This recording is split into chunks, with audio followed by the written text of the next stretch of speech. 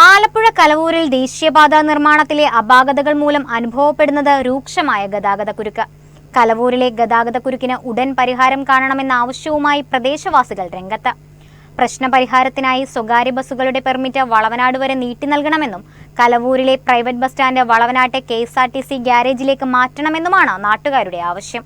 ദേശീയപാത നിർമ്മാണത്തിലെ അപാകതകൾ മൂലം കലവൂരിൽ പഴയ ബസ് സ്റ്റാൻഡും ഓട്ടോ സ്റ്റാൻഡും ഇല്ലാതായതോടെയാണ് പ്രദേശം കടുത്ത ഗതാഗത പ്രതിസന്ധിയിലായത്. കലവൂരിൽ നിന്ന് ആലപ്പുഴ, ഇരട്ടക്കുളങ്ങര, കാട്ടൂർ, മാരാരിക്കുളം എന്നിവിടങ്ങളിലേക്ക് 20ഓളം സ്വകാര്യ ബസ്സുകൾ സർവീസ് നടത്തുന്നുണ്ട്. 100-ലധികം ഓട്ടോറിക്ഷകളും 30ഓളം ടാക്സികളും ഇവിടെ സർവീസ് നടത്തുന്നുണ്ട്. എന്നാൽ പാർക്കിംഗ് സൗകര്യങ്ങളുടെ അഭാവം ഡ്രൈവർമാരെ വലയ്ക്കുകയാണ്. ബസ് സ്റ്റാൻഡ് ഇല്ലാതായതോടെ സർവീസ് റോഡിലേക്ക് ഒരു ബസ് പ്രവേശിച്ചാൽ പോലും ജംഗ്ഷനിൽ വലിയ ഗതാഗതക്കുരുക്കാണ് അനുഭവപ്പെടുന്നത്. ഇതുമൂലം വ്യാപാര സ്ഥാപനങ്ങളിലേക്കും മത്സ്യ മാർക്കറ്റിലേക്കും ആളുകളെത്താൻ മടിക്കുന്ന സാഹചര്യമാണുള്ളതെന്ന് പ്രദേശവാസികൾ പറയുന്നു.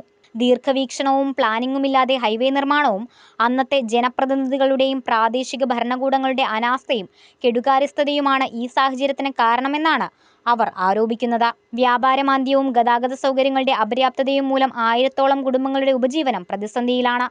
ഇതിന് ശാശ്വത പരിഹാരമായി ആലപ്പുഴയ്ക്കും ചേർത്തലയ്ക്കുമിടയിലെ പ്രധാന കേന്ദ്രമെന്ന നിലയിൽ കലവൂരിൽ ഫ്ലൈ ഓവർ നിർമ്മിക്കുന്നതിനും കലവൂരിലെ പ്രൈവറ്റ് ബസ് സ്റ്റാൻഡ് വളവനാട്ടെ KSRTC ഗ്യാരേജിലേക്ക് മാറ്റുന്നതിനും അധികൃതർ ഉടൻ നടപടി സ്വീകരിക്കണമെന്നതാണ് നാട്ടുകാരുടെ ആവശ്യം.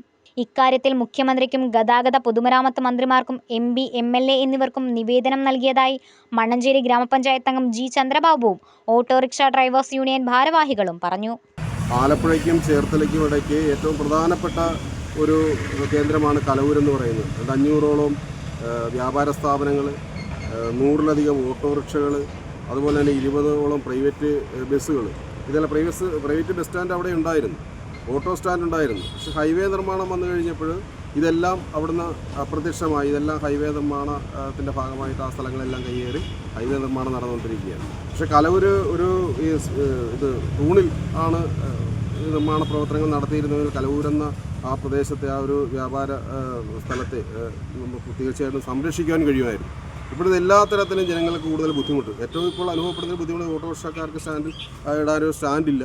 അതോടൊപ്പം തന്നെ പ്രൈവറ്റ് ബസ്സുകൾ പാർക്ക് ചെയ്യാൻ സ്റ്റാൻഡില്ല. ഇതെല്ലാം കൂടെ അവിടെ വന്ന് തിങ്ങിക്കഴിയുമ്പോൾ ആകെപ്പാടെ ഗതാഗത കുരുക്കാണ്. അപകടങ്ങൾ നിത്യ സംഭവങ്ങളായി മാറിക്കൊണ്ടിരിക്കുന്നു. അതുപോലെ തന്നെ അടിപ്പാതകളും പൂർണ്ണമായി ജനങ്ങൾക്ക് സഞ്ചാരയോഗ്യമാകുന്ന രീതിയിൽ തുറന്നു കൊടുത്തിട്ടില്ല.